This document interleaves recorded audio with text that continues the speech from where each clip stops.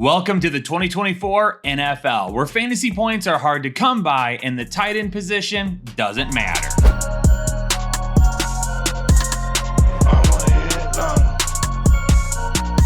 Yo, what is going on, Headliner Nation? Let's get ready to jump into my tight end start and sit analysis for week 5. And I know it's tough finding tight ends right now that are giving you consistent fantasy points. But the hope is we saw some big name tight ends bounce back in week 4, and that will continue to be a trend over the next several weeks because we absolutely need it. But even if we can't rely on the tight end position, we absolutely can rely on winning some money over on Underdog, where it is now officially Boost Over. Underdog is going to be giving us a free promo every single day through the month of October. So if you haven't signed up over on Underdog yet and you haven't joined us on some of the fire pick'ems that we continue to put out, then you absolutely should do it right now. And all you need to do is head on over to Underdog or download their app, create a new account using code word headliners, and make a deposit of at least $10. To go along with all of the promotions that they're running in October, you're also going to get a super special pick'em that's almost guaranteed to hit and a potential deposit bonus of up to $1,000. And if you want to start building that bankroll, then let's start submitting some tickets here in week 5. But let's talk about what tight ends have the best shot to give you some fantasy upside this week. And Thursday night football may or may not be a great start to that. I really want to hop on board with Cade Otton, especially in this matchup this week going up against Atlanta on Thursday night football. But he feels like a guy I've been talking about a lot since week 1 of last year because he plays a lot. And at the tight end position, that's what we want. We want tight ends that are going to be on the field quite a bit. However, there's always this concern between how often is a tight end on the field actually running routes and how often is he on the field to just help block. Well, Cade Otton does a whole lot of both. But we'd have these games where he would pop up and he would seem fantasy viable and then he would disappear for stretches at a time. Rachaad White isn't nearly the pass catcher this year that he was last season. And because of that, maybe we're seeing some of those targets that were so often going to Rachaad White now going to Cade Otton instead. And if that's happening, then Cade Otton could see some fantasy spike here over the next few weeks. Over the last 2 weeks, he's caught 13 of his 17 targets for 99 receiving yards. And this matchup could definitely be an opportunity for him to see very similar type of production. The tight end position is so bad right now that even if Cade Otton sees similar work from the last 2 weeks, on Thursday of this week, he's going to find himself as a borderline tight end 1. But let's imagine that he also finds the end zone this week. If that happens, now we're looking at a guy that is potentially a top 5 tight end. So it really just depends on how risky you want to get with your position this week. Because if you start your week off with Cade Otton at tight end, you could get maybe 1 or 2 fantasy points, or you could have one of the top tight ends of the entire week. I don't even know how we go about trusting Kyle Pitts anymore. We all agreed this offseason that if he didn't get the job done, that we were going to be done with him. And so far in 2024, it hasn't looked good. He had a touchdown in week 1, which is great. But his high for targets in a game this season is 5. And he only has 1 game where he has more than 26 receiving yards. So for me personally right now, when it comes to Kyle Pitts, he might blow up, but he's going to do it on my bench. Because with Kyle Pitts, this is now 3 straight seasons of seeing absolutely no upside from him. So I'll take a weekly shot on somebody else over Pitts. And if he blows up on my bench, great. I'll start putting him in my lineup when I start seeing it consistently. Last week, Tyler Conklin didn't see a great fantasy stat line, but he still saw 8 targets, which tied him for the team lead. And now he gets a Minnesota team that is inside the top 10 of most fantasy points, receiving yards, and touchdowns allowed to the tight end position. So this week, if you're taking a look for tight ends to fill in for you, Tyler Conklin definitely has to be one that you're keeping an eye on. And he may still be out there on your waiver wire, but he should be picked up and utilized right now. And hopefully moving forward, he's a guy that Aaron Rodgers looks towards quite a bit. This is actually a great tight end matchup for Minnesota as well, but Johnny Munt and Josh Oliver keep going back and forth. It's really hard to try and figure out who's going to be the tight end one in any given week because they're seeing very similar snaps and routes run. Both guys are being utilized in the pass game, so really, it just depends who's on the field when that target is headed for the tight end position. Carolina right now, kind of going back and forth with their tight ends. Tommy Tremble, technically the tight end one, played the most snaps last week, but Jatavian Sanders was the only tight end to actually see a target. Even with Adam Thielen being injured, neither of the guys were fantasy viable. We saw some life in Cole Kmet back in week 3, but then in week 4, Keenan Allen came back and it kind of brought his ceiling crashing back down. When all 3 wide receivers are healthy, Cole Kmet likely is going to be very touchdown dependent. And because he's not going to see a ton of volume with wide receivers seeing the majority of targets, it's really hard to trust him right now. I think it's really hard for everyone to comprehend what exactly is going on in Baltimore right now with the tight end position. Mark Andrews hasn't been fantasy viable all year long. Isaiah Likely hasn't been fantasy viable since week 1. The tight end position just not being utilized. And last week, it was basically because Baltimore was up by a huge sum and they were just running the football because that's what they were doing and succeeding with. There's really only been 2 things that we've been able to pinpoint with Baltimore so far. Number 1, Mark Andrews is being used way more often as a blocker, and because of that, he's just not being looked at in the passing game. At some point, maybe that changes, but unfortunately, I don't think it's anytime soon. Number 2, Isaiah Likely is fantasy viable when Baltimore is losing. If you think it's a matchup where Baltimore is going to have positive game script, more than likely he should not be trusted. But if Baltimore is winning or in positive game script, he's really not being utilized at all. Mark Andrews is on the field blocking when they're running the football. So you have to determine what you think about Cincinnati this week. If you think both of these teams offensively can move and score, then Isaiah Likely could end up being a very risky high ceiling target. But if you think Baltimore is going to beat Cincinnati with a lead of 10 or more at any point this game,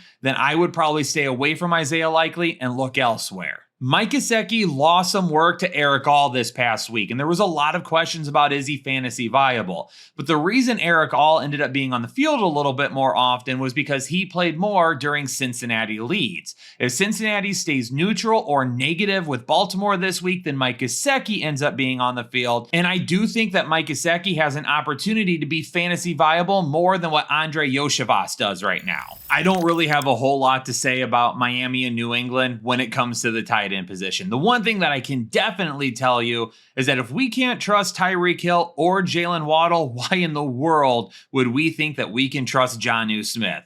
So if you thought about maybe trying to utilize him in any way, shape, or form, I would probably look elsewhere. And actually, for Austin Hooper and Hunter Henry, I don't know how we could find any fantasy viability in either of those guys. And that's why they're going to be my Mando must avoid at the tight end position this week. And while we're definitely going to be avoiding Hunter Henry and Austin Hooper, we're definitely avoiding Jonnu Smith as well. So let's just make the entire matchup the Mando must avoid. If you're looking to avoid Oder the same way I want to avoid these tight ends, then head on over to Shop Mando and you can use our promo code Headliners for $5 off their starter pack. That's basically 40% off the price. And Mando is great, especially during the season when I am rushing to constantly put out content for Headliner Nation to get you ready for your weeks. It definitely makes me sweat a little bit, but I'm more protected with Mando, who's got a clinically proven formula to help defeat odors for up to 72 hours. And last week, Hunter Henry played significantly more snaps, ran significantly more routes, but Austin Hooper ended up being the guy that scored the touchdown. And actually, I'm kind of glad Austin Hooper scored it and not Hunter Henry, because if Henry had scored last week, I probably would have gotten sucked in and he would have sucked once again. For Cleveland and Washington, we'll keep an eye on David Njoku and we'll see if he's able to make it back on the field for week 5. Not really sure how close he may actually be at this point in time. And if for some reason he's able to play this week, I don't hate trying to utilize him right away. David Njoku seemed to be a favorite of Deshaun Watson to begin the year. even if Deshaun Watson didn't really like him last season. So for David Njoku, the hope is that as soon as he comes back, we can plug him in and he can be a tight end with a safe floor for us. On a weekly basis, Zach Ertz is going to be a guy that's probably going to get you 5 to 10 fantasy points, 10 being his absolute ceiling. When they get down to the red zone, Ertz really isn't being looked at. Jaden Daniels is probably going to be scoring those touchdowns with his legs the closer that they get. And with Zach Ertz not really being the big play tight end that he once was, he's really just looking for the volume. And if we can get him 5 to 6 targets per week, it's going to get him around 5, 6, 7 fantasy points. If you can do that right now, that's a really great floor for tight ends. But the ceiling just won't end up being there. Drew Ogletree had the touchdown last week. Mo Alley-Cox played the most snaps. Kylen Granson still saw 20 plus snaps last week. This is a revolving door of tight ends right now. And like I've already mentioned with a couple of other teams, it isn't really about game planning around one of them. It really just depends which one is on the field when any given play is called. And because of not being able to predict any type of rotation with these tight ends, we've got to stay away from Indianapolis. The good news, if you've been waiting on Evan Ingram, it appears he will be back in week 5. Last week, Doug Peterson said that he was really close and didn't end up playing. And this week, I would have to suspect if he was that close, he'll end up being in. And he comes back to a really, really solid matchup. And since Trevor Lawrence has kind of been struggling with his upside recently, finding a guy that you know you have a great connection with, like Evan Ingram, is sorely needed. Trevor Lawrence could be looking his way quite a bit in a matchup that absolutely presents a ton of upside. It was great to see Dalton Kincaid lead the team in targets last week, but that was in a negative game script. It's been hard for Dalton Kincaid to find any type of consistency because right now, Kincaid is getting targets. You've got several wide receivers who are rotating in and off the field that are getting targets. And then you've got James Cook getting targets as well, even though he only saw one last week. This matchup, not the best matchup for upside, but Dalton Kincaid, if he can lead the team in targets once again, absolutely should be fantasy viable moving forward. But if he's not number 1 in targets, he needs to be number 2. If he starts dropping below that, we're going to find issues trying to start him. Dalton Schultz is only going to be a medium risk if Tank Dell does not play again this week. If Tank Dell plays, we can't even think about Dalton Schultz. If there's no Tank Dell, Dalton Schultz does have an opportunity to at least find himself with 4 to 5 targets. And if he can scratch together 40 or 50 receiving yards, he gives us a safe floor that we could start. In weeks 1 and 2, he had 17 combined targets. In weeks 3 and 4, he's only had 7 combined targets. Now, the Denver defense is pretty tough, but Denver's really tough on the outside against wide receivers. You can find some room for Brock Bowers, especially if you keep him in a position to utilize the middle of the field. I would be willing to go back to Brock Bowers this week, especially if Davante Adams doesn't play once again, because he should end up seeing a huge target share because you're not going to be throwing it towards Jakobi Meyers, who may be covered by Patrick Surtain the entire time. Troutman, Adkins, and Dulcich all saw 24 plus snaps at the tight end position last week. Right now, Denver doesn't have one that is fantasy viable or being used enough to even be targeted. Unfortunately, Trey McBride just was not able to clear the concussion protocol to get back last week. So for fantasy owners out there who have been relying on him, you're definitely hoping he gets back this week until you see the matchup going up against the San Francisco 49ers, who currently allow the fewest receiving yards to the tight end position. But a player like McBride can change that immediately. Just because San Francisco has been really good so far this season, it doesn't mean that a whole lot of targets to Trey McBride doesn't drastically change how good they've been against tight ends. If you own Trey McBride, you're definitely going to play him. Just understand that the upside is a little lower than what we would like. And George Kittle was able to find the end zone last week, and he didn't see a ton of production outside of that, but that's what you get with George Kittle. You get a guy that's going to make a ton of big plays. You get a guy that's going to be looked at in the red zone, and somebody that Brock Purdy has a great relationship with.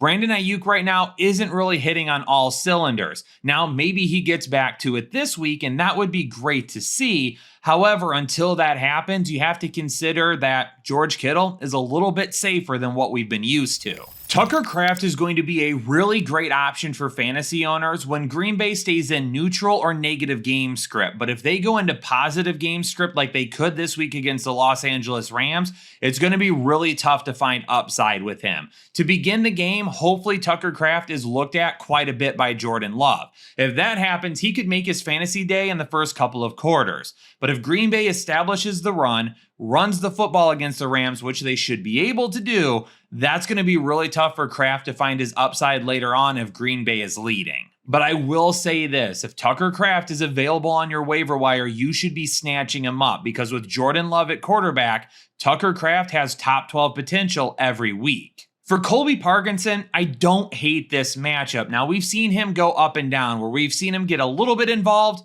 and then disappear, then a little bit involved and disappear. And last week he saw 7 targets. If we can take that and move that over to this week as well, especially in a negative game script, Colby Parkinson could give you 7 or 8 fantasy points. And who knows, if he sees enough targets, he could get towards the double-digit mark. Another matchup with not a whole lot to look at the tight end position. Seattle is allowing the 4th most receiving yards right now to tight ends, but the New York Giants don't utilize their tight end. If there's one guy that has the best shot, probably going to be Theo Johnson. The Seattle tight end that found the end zone last week was A.J. Barner, but Pharaoh Brown and Noah Fant both saw quite a few snaps as well. There's a clear rotation here that makes fantasy viability very, very low. And then you add in the fact that you've got 3 wide receivers commanding a high target share, and you run the ball an awful lot with Kenneth Walker. It's hard to put any of these guys in your fantasy lineup. Hopefully Jake Ferguson is on the cusp of a massive breakout because if you drafted him this season,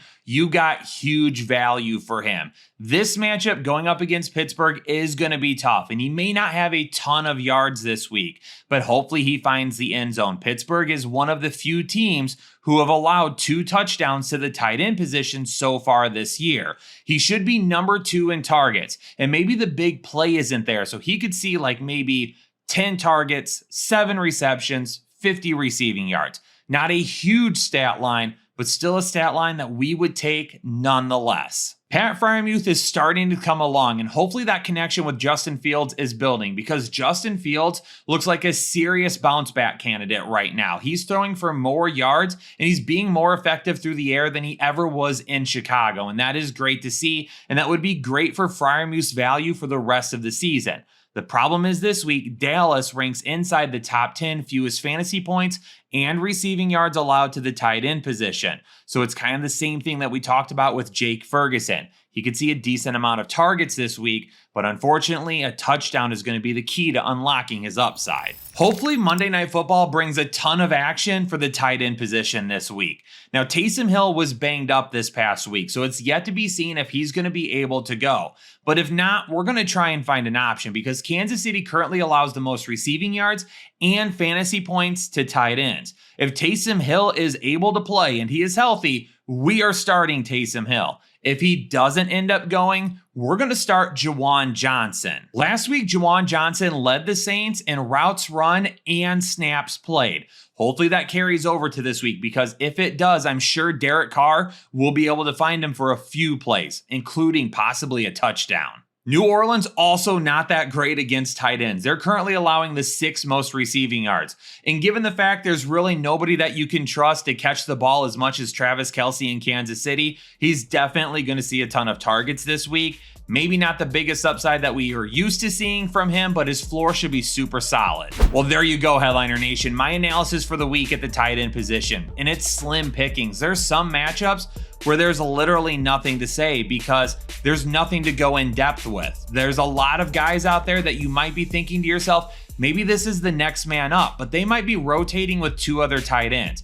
And that makes it darn near impossible to find any type of fantasy upside. So we got to stick to the guys that have the best opportunities. And that's what we'll continue to talk about in these start and sit videos for the tight end position. If these videos are helping you out though, make sure you hit the like button and let me know down in the comments. If I'm making a life a little bit easier for you at the tight end position, I would love to hear about it. But I don't even think the tight end whisperer can work any of his magic right now. Headliner Nation, hope you all have a great rest of the day. Stay safe and stay healthy, and I'll catch you all in the next episode of the Fantasy Headliners.